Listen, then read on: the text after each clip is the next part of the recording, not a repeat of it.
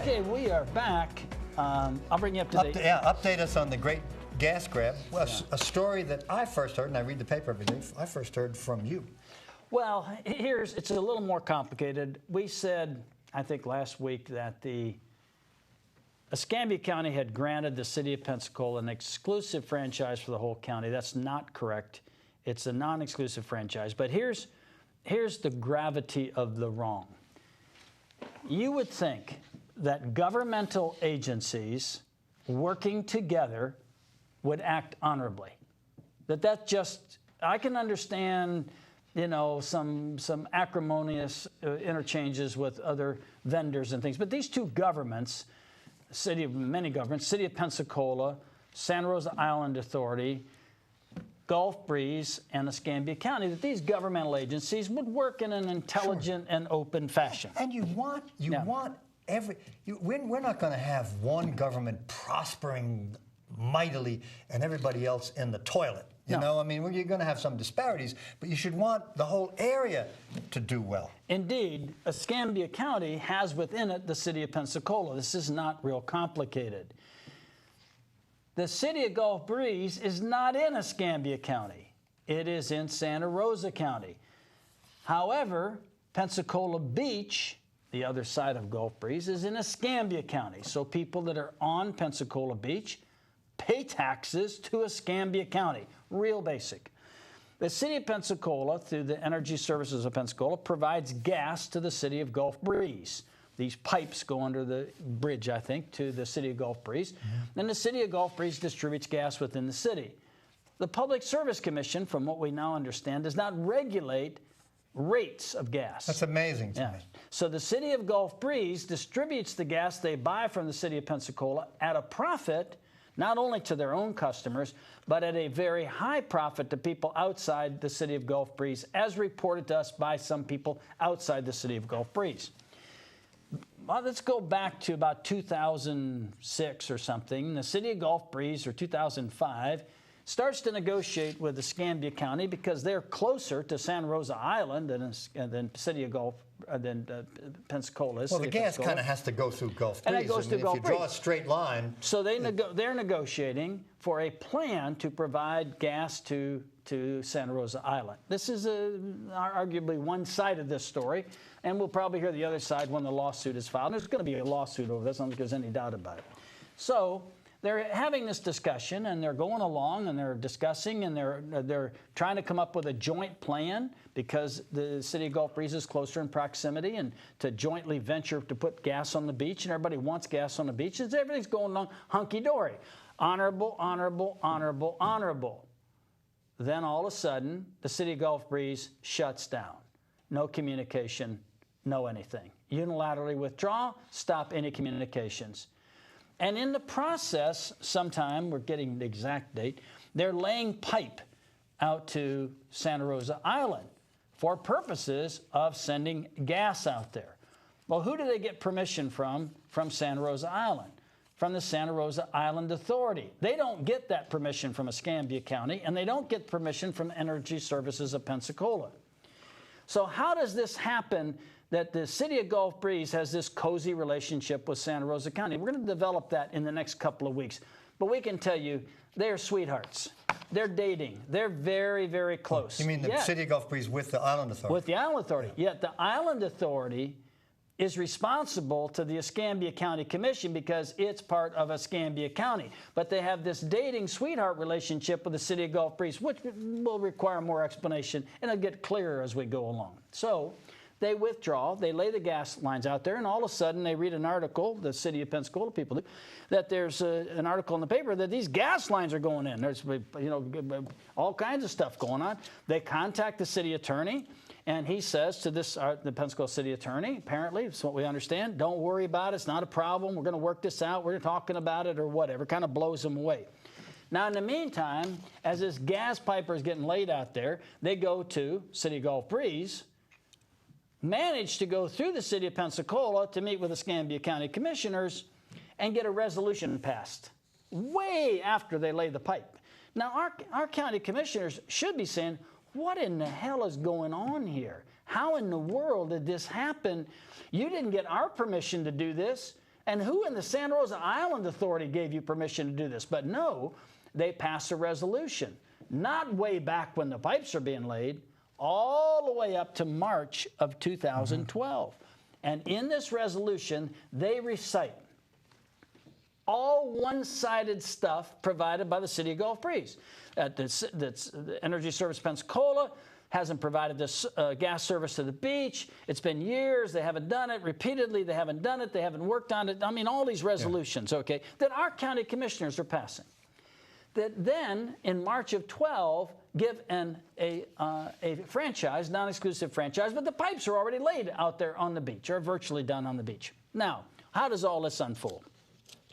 Nobody has said, what happened to honorable discussions among public officials? Why weren't there public meetings? Why wasn't there an open resolution of this? Energy Services of Pensacola apparently did not even know about it. The county commission obviously didn't know about it, didn't pass a resolution until March of 12. And Energy Services of Pensacola has been selling gas, get this, the city Gulf Breeze, at a discount, okay? Right. At a discount. Now here's the final straw. When the Escambia County Commissioners passed this resolution that was one-sided and very unfair to the city of Pensacola and Energy Services of Pensacola, they didn't do this. They didn't protect the rate for the customers on the island.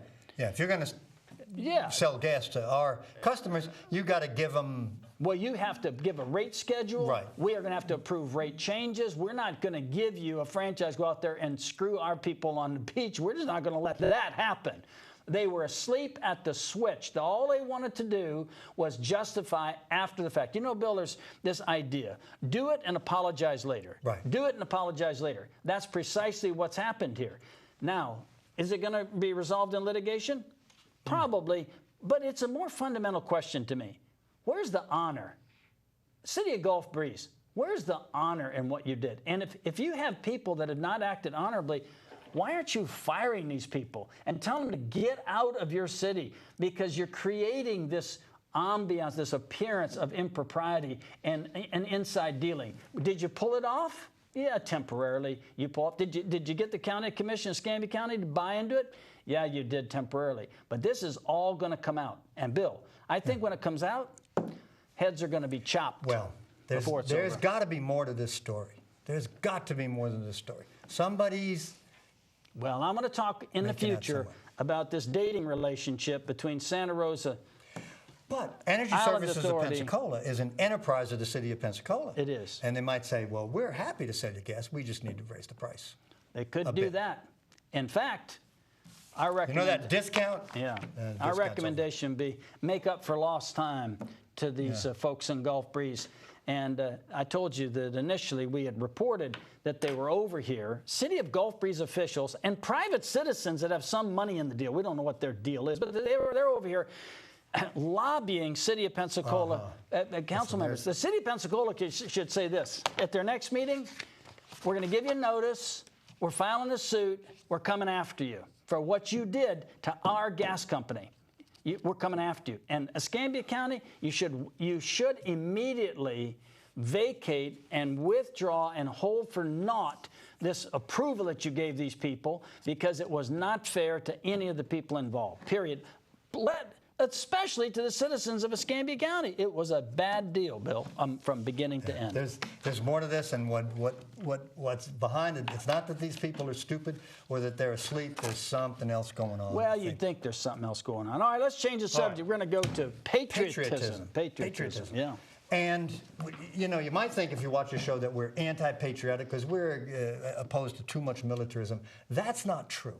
I mean, patriotism is good. At its best, it's something that gets you outside yourself. It's something that reminds you there are things more important than yourself, something worth sacrificing for. I mean, I'll tell you the short story I think I can do is about 30 seconds. When I was in boot camp in the Marine Corps, this was 1957 and 1958, it was a little short on entertainment, and they were pretty cheap about everything. But they had a great band.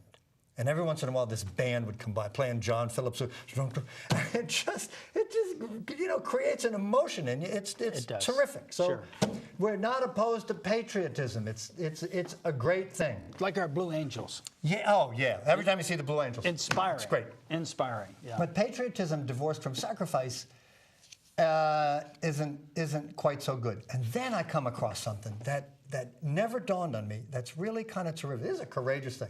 There's a young man named Kalen Fretz. You may have never heard of him. He's running against Jeff Miller for Congress. He's on the ballot. He's on the Libertarian Party. He's running. There's a Democrat, there's Kalen Fretz, and there's Mr. Miller, who I don't think was able to get enough signatures to get the freebie that he wanted. I'm not sure about that. Well, here's what he comes out and says. This is so courageous and so good. He's got this. I'm on his email list, and this came out in an email. I'm sure it's on his website. On June 30th, this is quoting Mr. Fretz, Mr. Miller, Representative Jeff Miller, sent a letter to the Northwest Florida Daily News. And he inserted his own legislative language in House Bill 4310, the National Defense Authorization Act for 2013, explicitly to require the Air Force to keep the Air Armament Center at Eglin over the wishes of USAF staff and planners. Now, you might think, what? Good for us. We need to keep these jobs here. Now, sacrifice would mean, you know, for the good of the country, yes, our whole area could sacrifice. Fretz goes on to say, playing politics with defense is a bad idea. You want all these Congress people inserting their own undue influence, raising the cost of everything. You remember there was a time when we had two separate companies paid for by the government making engines for F-35s in case one company just happened to mysteriously evaporate and couldn't make any more engines. It was pure politics. It was stupid, ruinously expensive. The engines cost God knows how many millions of dollars. The people who best understand it are the people in the military. Micromanaging will only serve to make the Air Force more costly and less effective when already 43 cents out of every dollar spent by Congress is borrowed. And it's the only behavior most members of Congress understand. It says Eglin is unique. It's a unique place. It can stand on its own. It's valuable. Miller should get his priorities straight. Instead of worrying about the placement of 1- and 2-star generals, he should be more concerned with making sure the military is accomplished most efficiently. And we'd be better served, and then he goes on to bet. He said, I've heard some military men say, don't worry about the ants if the elephants are about to stomp you. Jeff Miller is micromanaging ants when elephants like debt and constitutional neglect are about to stomp him and all of us. I think we should pay attention to Kalen Fretz. He's got something to say. Good. He's got no name recognition. He's got no favors to pass out. No fat cats are going to be for him because he's not going to do anything for them. The whole libertarian philosophy is we're not doing any favors. We're not going to have favors to pass out. We're not going to have earmarks. We're not going to have fat cats. We're not going to have no-bid contracts. We're not going to have any of that. One day, one of these young guys or young women espousing this kind of fiscal responsibility and common sense is going to upset a sitting congressman. Maybe it could happen here. Maybe it could happen here. I doubt it here. I doubt it will ever happen here. I doubt it as well. It's too entrenched. Because we're conservative not only in the sense of political and religious conservatism, but conservative as to making changes. But there's going to be a time, I know you've got a couple of trips, you'll be away from the show. I'm going to invite Mr. Fretz on and talk about libertarianism, why he's running. I mean, he's obviously a long shot. I venture to say that most of our viewers have never heard of him. It's F-R-E-T-T-S for Congress. Just Google him up, and you'll hear about what he stands for and who he is. It'd be nice. We want your help. We're trying to solve a mystery. I may be the only one interested in solving this mystery. We want to know why the baseball team, was named Blue Wahoos when the baseball team is a farm club for the Cincinnati Reds. Bill earlier mentioned that he liked Pensacola Pelicans, and he missed it. I think redfish or red snapper or something that's related to this area might have been higher on the list. And we don't understand it, truly. It's a very odd name. I mean, it's nice to be in favor of the baseball team, but I'd be interested if anybody has any inside track on this. Why was this baseball team named Blue Wahoos? What do you think that was about? And who came up with it? And why did it win out? So if you know, we'd be interested in maybe it's an unusual name that just sticks in your imagination. It may. It could be as simple as that. But it might be. Sometimes they let people vote on names. Yeah, but this was not a vote. Not one of those. But sometimes there's a reason behind a name that makes sense, and you say, oh, well, now I get it. Yeah. I didn't understand that. I just was completely misinformed. I didn't get it. Thank you for telling me. I'm hoping somebody will offer that. Well, they make a lot of announcements at the baseball games.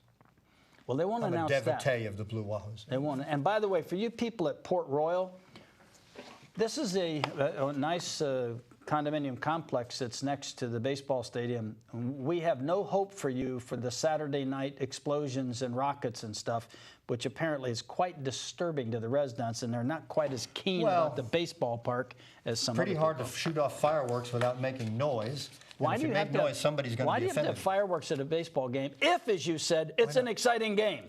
Ha! Got you on that one. Well, every Saturday night they have fireworks, and the fireworks are good because it's enjoyable. It adds to the experience. It adds to the experience. It's because the games are boring. Baseball is boring. Baseball bores some people. Go out there on a Saturday night. The place is full of fans. They're all having a good time. I think it's great. It's a great experience. And cheap. And all you do is, when you watch a baseball game, is all the promotions and other stuff is all going on, right? And the explosions, right? Yeah. Because the game is basically boring. Okay, that's it for this week Within Reason. Bob and Bill will be back next week. Good night. Send us your thoughts. Bye-bye.